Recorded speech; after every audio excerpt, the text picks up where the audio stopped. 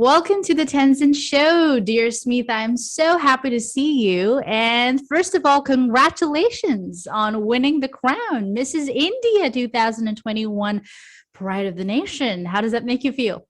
Absolutely wonderful. Thank you so much, Tenzin, for giving me an opportunity to come on your show. It's wonderful, and it's an amazing experience to have have a conversation with a person who's so vibrant, who's so full of life, who's so motivational. Thank you for having me on your show today. Well, it's a pleasure to have you, and certainly have been looking forward to have this conversation from a really long time. And I'm really excited for all the things that lies ahead for you in the future, with all the wonderful things that you're doing right now and what you could do. There's so much potential. How does it make you feel when you are crowned for your abilities, for your talent, for your potential? Did you anticipate that you'd be winning the crown? And could you show me the crown? Yes, I would like of to see course, it. I have it right here. Yes, this is the Okay, crown. wow. That looks so beautiful and Thank embellished. you. Ruby. It looks Yes, I feel yeah. like a queen, definitely, with the crown on my head. So then, absolutely, when I went into the event and it was so very well organized, the grooming sessions, the training sessions as such were amazing. And our director, Barkha ma'am and Abhishek sir have been really pillars for whatever I've achieved today. Thank you so much, Barkha ma'am and Abhishek sir. Big shout out to you. So yes, it's been an amazing journey. What was the crowning moment for you like? Did you realize that sometimes we do berate ourselves, we do underestimate ourselves, don't we? Absolutely, very well said. Yes, of course, I knew I had it in me, but I needed that little bit of validation from someone who's in a space where I do respect them, where I do take them as a guide, as such. So I did need some kind of validation from certain people, but after winning, I think I have my own. Yes, I ask my own self. I've been my own judge, so I make all the decisions now. This has been a heads up, a thumbs up that I totally deserve to have the crown, and I will be doing a lot more to make justice, to create awareness that yes, everybody is unique in our own way, everybody's special, each one is talented. So I think this is what I wanted to say. Certainly, because you're also an entrepreneur, a Mhm, mental wellness and yoga expert. mhm, Also, you're massive into social work. Philanthropy is something that you're extremely dedicated towards. mhm, Helping people, rural communities, women. There's so much that we will talk about moving ahead in this episode, but mhm, um, there's so much that you do, and on top of that, there's another feather on your hat, which mhm, is the title. mhm, So when you have all of these things going on and you're trying to juggle between different things, mhm. how do you keep yourself motivated? How do you keep yourself going and exhilarated? Well, from childhood, I did believe that giving is a very important part of my bringing up, or what I thought maybe this is what we think. What we give is for the other person, for underprivileged, for a person who's not having that much. But it's the other way around, I feel. I feel so much happiness when I give. When I give in whatever way, maybe monetary, maybe financial, maybe education, maybe my quality time to children. So this is what I feel. This is required for me as a person to grow from inside, to be more spiritual, to be more philanthropic. Is for myself. It's not for the other person that we are doing. So. I think that's beautiful what you just said, that Mhm, social work and philanthropy, I don't do it for society only. Yes, it is something that I want to do, but it's also for mhm, myself, because you feel more purposeful, you feel more happy, and you have a full-time job, and we mhm, know what that full-time job is, being a mhm. mom, being a mother. Yes, You true. never have a day off. Absolutely. So I really must say that Mhm. kudos to you, Smita, for everything that you've achieved and will achieve, which is the reason why we wanted to have you on the show, because with your words, Mhm. with your journey, with your experiences, someone out there, some lady, some girl, little Mhm. girls, who aspire to be that confident boss lady someday, Mhm. Mhm. can listen to you. Can you kind of echo that, right? You're aware of that, right? You do echo that. Absolutely. Yeah. Yes, yes. I mean, for a young child to look at someone who's gone through a lot in life in terms of what she has to do. Initially, I was working as a credit analyst for a MNC in the US, then came back here and started a finance job, and then finally got into child psychology, and then jumped into yoga. So, and then finally I'm here with the crown. So it's a Right. lot of things that has made me what I am today. So my life itself is a journey, is try everything. That's what I tell young children as to, there is no framework to success. There Hmm. is no framework to failure. You create your own story, you create your own success. Absolutely, because I think even Sir Ken Robinson, Mm-hmm, once mentioned, a very, very famous educationalist, a mm-hmm, reformist in the field of education. mm-hmm, In his TED talk, he says, creativity is as important as literacy. And our creativity is mostly squandered by resentment, to be silly, because if mm-hmm.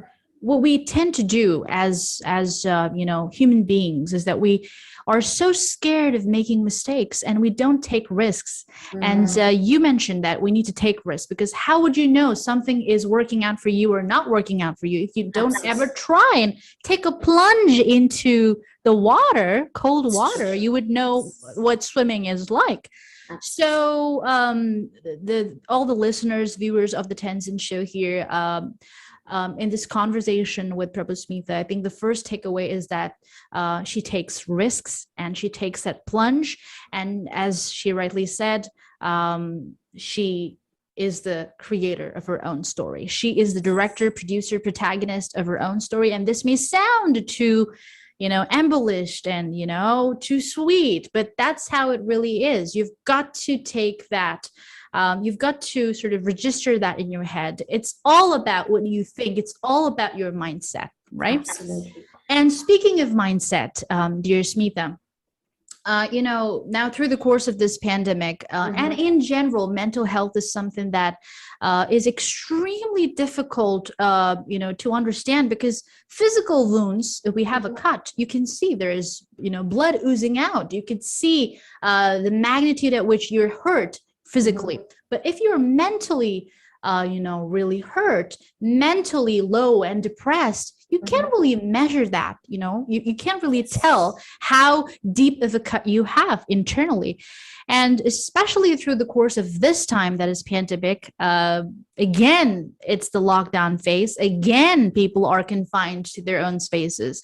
So the depression, anxiety is quite prevalent in people of all age groups, right? Yes. So Yes. with yoga, with mental wellness, that is your field of expertise. What would you like to suggest people? How can they better their overall mental and physical health? I know this is a very broad question, but I'm sure you have something amazing to share. Sure. Well, the first thing what I would tell is identify that you are not feeling okay. It's not about just pushing yourself as to, I got to do this, I have to do that, and this is my schedule for the day. Yes, everything has to be met, Hmm. but understand that you're not feeling okay today. It's okay not to be okay. There is nothing like you have to be okay. There are times where you want to lie down on the bed. There are times when you just want to watch Netflix or Amazon Prime or whatever you want to do. It's fine. So take that space, pause. Pausing is very much important. When you understand that you're rushing in your life, you're rushing in your thoughts, you're rushing the everyday activities, it's good, but at times you need to take that pause, that break, realize that you need that break, this is the time when yoga pitches in. As a counselor, I do advise children, to do whatever they want to do in that space of their own. They can color, they can sing, they can dance. That everyday time, the 10 minutes, 20 minutes of me time is very much important. It's very prime for growing up children to have the me time where parents and teachers and everybody are not monitoring them, they're not in observation. So for adults, yes, yoga plays a very important role. Here, yoga, I would say meditation, pranayama, asanas, of course, play a very, very important role. Overall, I say breath work when it comes to calming down your mind, getting that space of your own. I think you have observed yourself when you're in anger, or when you're in a rush, your breathing is very fast. It's an automatic reaction. So your body is pressurized to think more, to pump more blood, to to take in more oxygen, and the breathing is very fast. Here I would say yoga, when we say pranayam and when we say meditation, what we are working on is first the breath work. So that is extremely important for us to realize that we need to stop, we need to observe our breath first. We don't even know we are breathing, conscious breathing, that is called. Stop all your activities and observe consciously. And the fear of pandemic is engulfing our minds. That is a definite no, because scientifically, medically, if you say, we have a pituitary gland, the gland releases hormones, the hormones is running all over your body. And what happens when you're in stress? There's an imbalance in the hormones and your entire body is under stress. So the fear of the pandemic, fear of what's going to happen, has to shift to faith that nothing will happen. As to when it comes to fear and faith, I think faith in yourself, faith in God, that whatever is happening, certain things are in our hands, certain things are not in our hands. So I tell everybody who are coming into classes and who are my clients, that the fear has to shift to faith. You will see wonders in your mind, in your body. Absolutely. And I think to a large extent, when we speak of anxiety, right, it's mostly future oriented. Our anxiety, what will happen tomorrow, what's going to happen next, it's so uncertain. And as you mentioned, moving from fear to faith, to anxiety to faith. So now a lot of people find it really difficult to shift that. How would they be able to do that? And because sometimes, I'll tell you this honestly, people want to change, people want to be faithful, people want to be more happy, be conscious of their breathing, but maybe their ambiance, their environment is not helping them. Maybe the kind of people they're surrounded by, they're helpless, they can't change that, they can't change their situation. So what are the simple tools that you have learned? Because I'm sure even you're a human being, you must have also gone through, these episodes, maybe mild anxiety, or the degree may vary from, situation to situation. But what are some of the tools that you've developed over the course of time? And now, what would you like to suggest? Some tools for people finding it difficult to change that? Well, for me, I think, like you said, I have been through not a mild anxiety, I must say. There was a phase when I was lost. Oh, yes, that literally losing ourselves in terms of what am I doing in my life. That happened maybe 2 years before this. So yes, I did realize that it took a lot of time for me to understand the purpose of my life, and I read a lot of books in terms of mindfulness, in terms of spirituality. Well, each one has a different way to tackle this fear, to tackle the anxiety. Maybe Some people, when they sit in a park, when they go to nature, when they go away from the stress physically, when they move their body, it totally shifts the mindset. That's me here. I'm going to raise my Yes. hand. That's me for Okay. sure. Yeah. Yes. The office environment, the closed environment, that's claustrophobic to many of them. However, to certain people, I know because of the pandemic, it's difficult to go out.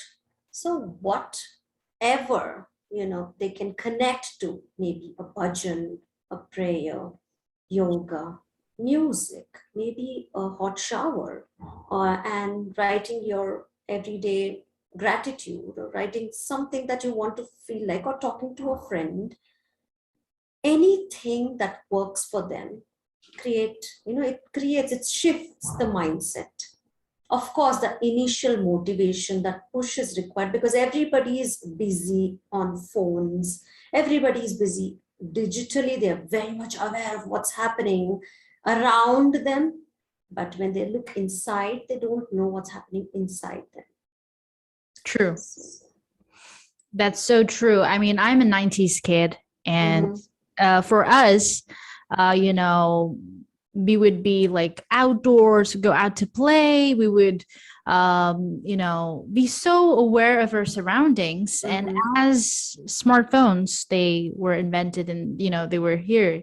True, true. We would be like, oh, so lost in our phones. And I would see this so casually at dinner tables at Mhm. restaurants now. The family would be sitting, and the son is on the phone, the daughter is on the phone, the mother is on the phone, the father is on this. Everybody's on their phones. Nobody's talking. So what's the point of having dinner? Just to eat food, or just to, like, weren't you supposed to have family time, right? So, Yes.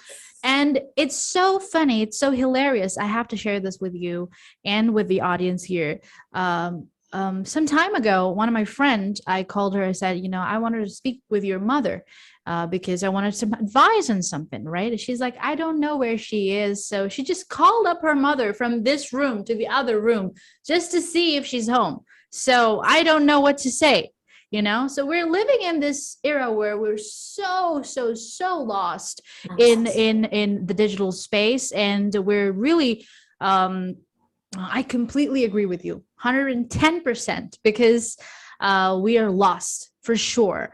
And with the addiction that we have, the early morning scrolling that we do, first thing in the morning when we wake up, that's disastrous. I used to do Absolutely. that. Now I've stopped doing it.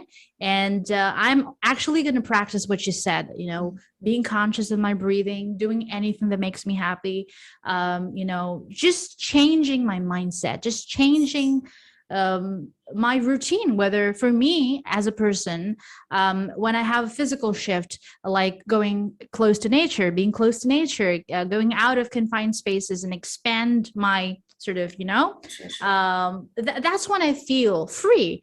So I think these are really helpful, tips and tools and techniques that you've shared here. Thank you, Smita. When did you actually start yoga, and how did you take your career forward in this? Do you, study this professionally in depth? Yes, like everybody say, in certain stories, you get a calling for traveling, you get a calling for something which is really so close to your heart. Of course, when I was lost in a phase where I didn't know what to do, yoga definitely, was my calling. My grandfather, who was a yoga practitioner, was a person who inspired me to take up yoga in a way that he always told me that yoga is the way, but I never believed it. I was a person who said, okay, yoga, fine. Why not gym? Why not other things? Why not Zumba? Why not physical exercises? But then I took a chance to experience if whatever my grandfather said was true or not. It was a challenge for me. So I took this up at S. Vyasa, that is Swami Vivekananda Yoga Anusandhana Samsthana. It is Swami Vivekananda Yoga Anusandhana Samsthana under H.R. Nagendra Guruji.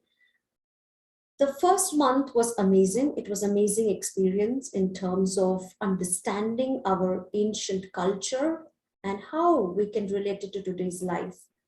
After the YIC, I took up the master's program again in SPyasa under Guruji. That has been an amazing, amazing experience, understanding human anatomy, physiology, how your mind works, what's the connection, the spirituality, and the purpose of our life, the cycle of karma. There are a lot of things that's involved, the philosophy. So then that is where I understood that this is what I want to do for a living. Correct. This is where I get connected to. So the master's program has been extended to US now. Oh, that's wonderful. Yes. Okay. They have started a university in Los Angeles. It's called YU. So they have the same master's program, an amazing, amazing structured program where professors are from Harvard and MIT, and of course our SPSR. So it's a beautiful experience for someone who really, really want to understand themselves, to get a meaning to their life. Well, I think for people, if they want to, take up this program, where can they visit? What's the website? Could you let the audience know? Yes, it's called SPyasa, that is Swami Vivekananda Yoga Anusandhana Samsthana. You can go on Google. So you will be getting a lot of details, or YU for that matter. They have a separate website. Okay. So this is the first yoga university in the world, and first yoga university abroad. In the world. Okay. Yes. That's amazing. And for listeners in the US, because we do have a lot of listeners from the US and Canada and Europe. So for people living in the United States, you can actually, if you're really interested and passionate about yoga and want to learn in detail, then I think this master's program is wonderful. So please visit YU's website, www.yu.com. Is that the one? Yes. Yes.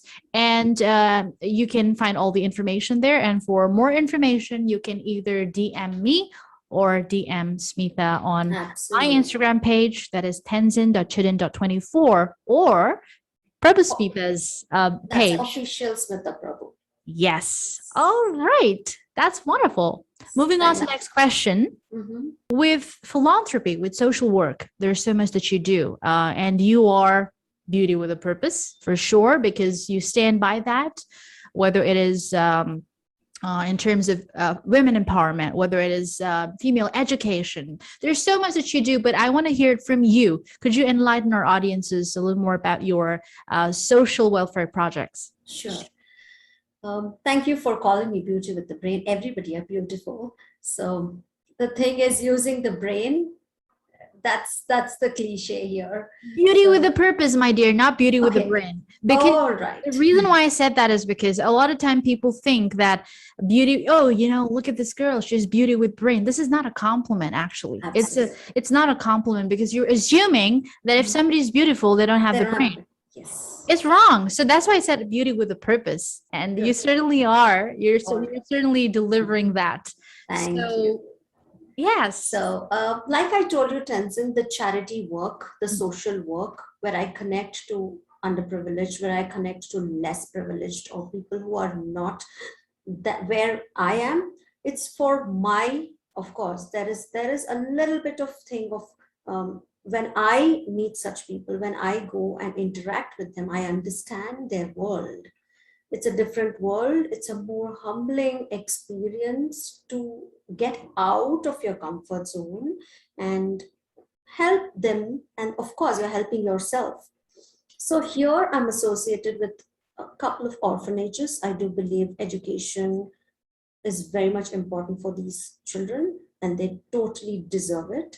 So when I visit the orphanages, what I do is I don't lecture. I don't advise as such. Of course, there'll be a phase where I am giving my time, quality time. It's not about how much money or how much of items that or materials are going to take it there. It's about your quality time. So, and as a person, I am one amongst them. So that's more important. I don't want to show myself as higher up and look at them as somebody who's not there yet. So that getting connected to them in terms of entirely in your mind is important. So you'll understand what their need is. Some people, some children are really talented. It's if I appreciate it, it might be a small drawing, might be an artwork. That appreciation will take them much more in terms of what they can do. This is one thing I believe. Yes, children and education. The second thing is I'm associated with the giving yoga sessions for rural pregnant women in Karnataka. Wow, that's Yes. amazing. Yeah. So here I did understand that certain women are not, they don't know exactly what's happening in the body and in mind. Of course, pregnancy is a phase where it's a big milestone for a woman. When you become a mom, it's not just physically, yes, you're giving birth. It's a mental thing, it's a spiritual experience, it's much more than spiritual, much more than physical. So this is where I tell them, I also give them a lot of counseling sessions as to what's happening in the body physically and in mind.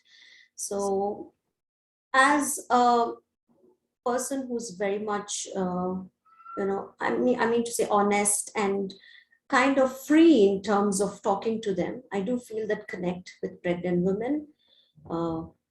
Women are 18, 20, 21. So that phase is like, okay, I'm married, I have a child, I'm giving birth to another child, my life is over. That's how they think. Mm-hmm. They don't know how to embrace this whole process of motherhood. So this is what I do. Okay.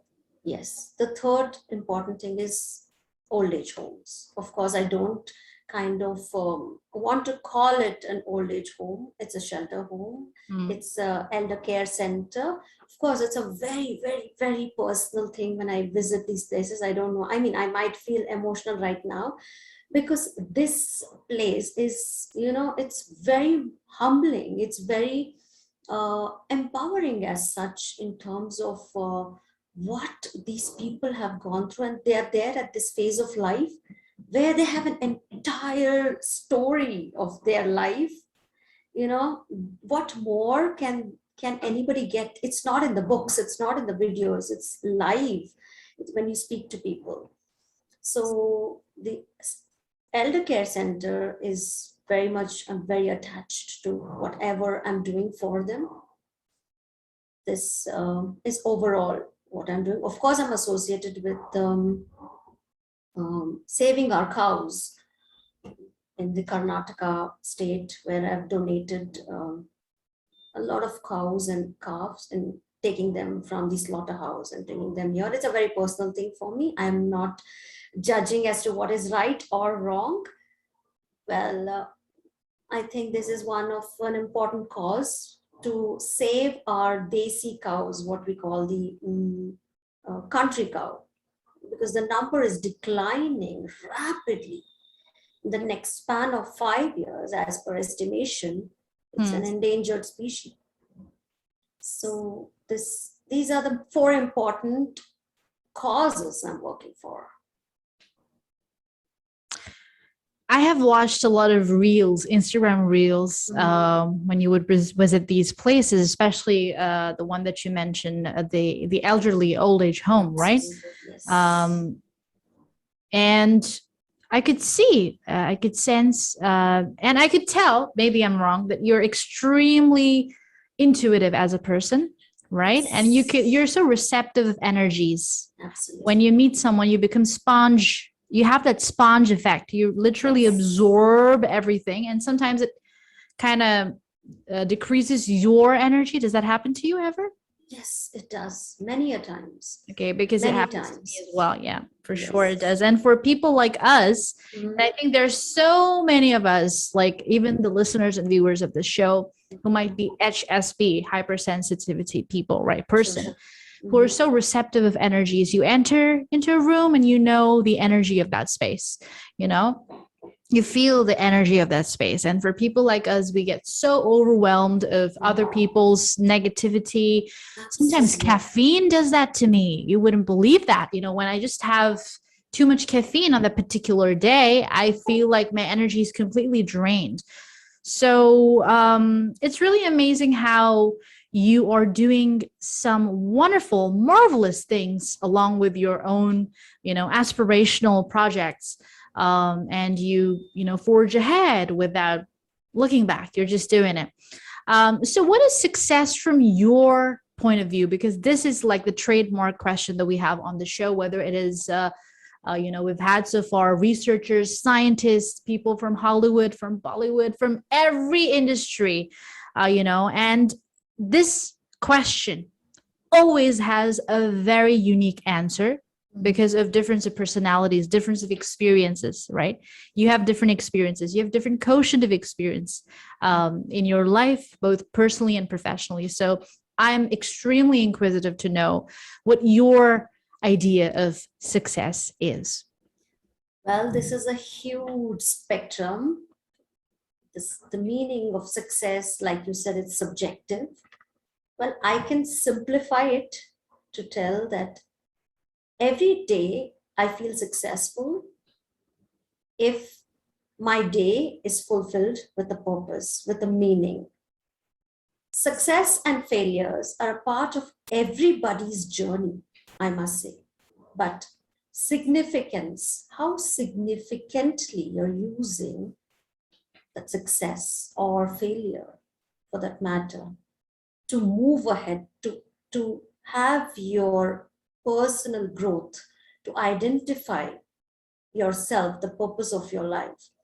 Of course, a big shout out to my sister-in-law here, Miss Aruna Nath, for really encouraging me to do everything what I wanted to do. It's very strange because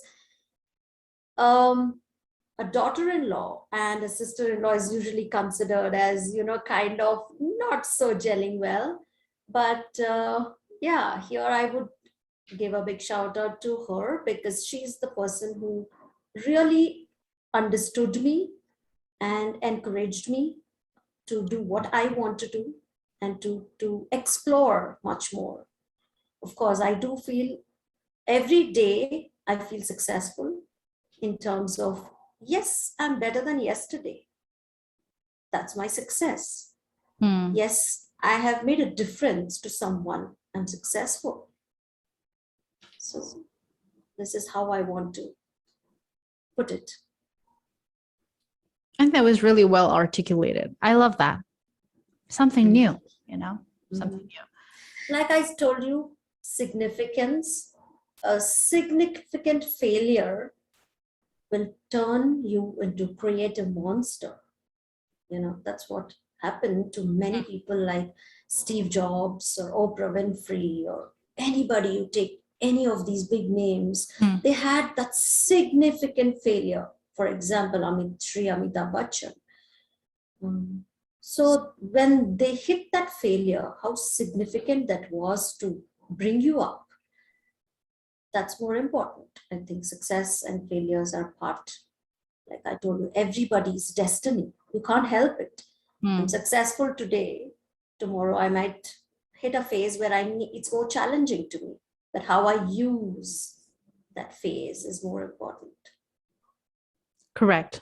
Indeed. I think that is very true. Significant amount of failure. And this is something that I've noticed is that if you don't have any fear of rejection left, you're so used to rejection, you're so used to it that you become like, okay, what do I have to lose? I think when you reach that point, you reach that junction in your life, then you realize that, okay, then if this is possible, then even good things await me.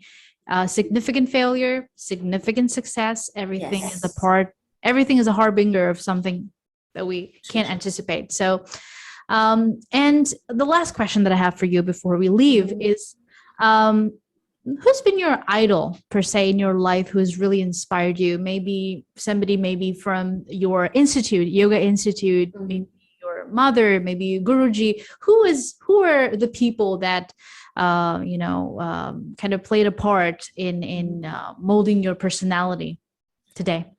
Well, I can't pick a name or the names in general, of course, my family, of course, they have been a biggest inspiration. My father, who thinks I am a rebel in terms of not fitting in the framework of, Okay. a daughter who's running the family, who's having a good job, who's settled in life. I don't like the word settled. Mm. So it is like Yeah. every day. Yes. Yeah. So many of them have been my inspiration. Like I told you, I do connect with Miss Aruna, my sister-in-law, my sister, Nanda. So I think these people have been a biggest inspiration for me to tell me that yes, you do what you want to do, but ensure that if there is a mistake, we are here. You move ahead. We are here to hold you if you trip and fall down. So I don't have the fear of rejection. I don't have the fear of embarrassment. What is the max that can happen if you fail? The max that can happen is people might talk about you, people might be judgmental about you. That's the max that anybody has to face. So I'm okay to, to allow people to talk about me, to be Mm. judgmental about me, where I'm not getting affected about this. Well, in terms of icons, I'd shout out a big shout out to Ratan Tata ji, big shout out to Sudha Murthy, ma'am, and of course, Steve Jobs. I don't know, I feel so connected to whatever he's gone through in his life. But I get inspired with so many things actually. Maybe a little child in an orphanage is also my inspiration. Today, talking to you is definite inspiration. Thank you. Thank you. That's really kind of you to say. That's really kind. Thank you. Thank you, Smita. You, Tenzin. Thank you so much, Smita, for being on the Tenzin Show. It was a lovely tete-a-tete with you. There was so much that we talked about, actually. So many areas from professional life to personal life to your title, the winning of your crown, Mrs. India 2021, from philanthropy, social work, motivation, everything that we've covered in this episode. A beautiful melange of many things. So thank you so much for being here, for sharing your journey and your experience. Thank you. Thank you, Tenzin. Thank you so much for having me on the show. It's been an amazing experience. It's a pleasure to talk to you as always. I see you as a person who's so sorted and who's so organized. I did tell you a couple of times because you give a vibe as to, yes, how to conduct ourselves is very much important. That's what I take away from this show. Thank you so much for having me on the show.